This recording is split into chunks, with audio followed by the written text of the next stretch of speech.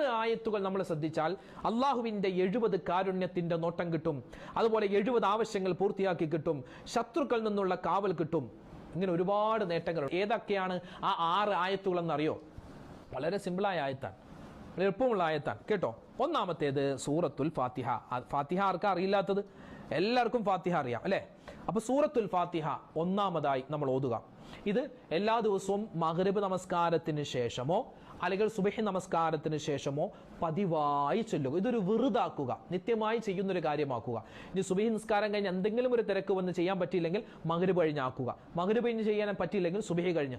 ഇതിൽ അതായത് ഏതെങ്കിലും ഒരു സമയത്ത് നമ്മൾ ചെയ്തിരിക്കൽ വളരെ അത്യാവശ്യമായ ഖുർആൻ ആയത്താണ്. അതുകൊണ്ട് വേറെ കാര്യങ്ങളൊന്നും, ഖുർആൻ ആയത്തായതുകൊണ്ട് ഇതിന് ഫലം 100% ഉറപ്പാണ്, 100% ഗ്യാരണ്ടിയാണ്. അതുകൊണ്ട് കേട്ടോ, ഒന്നാമത്തേത് സൂറത്തുൽ ഫാത്തിഹ ഓതാൻ അറിയാലോ.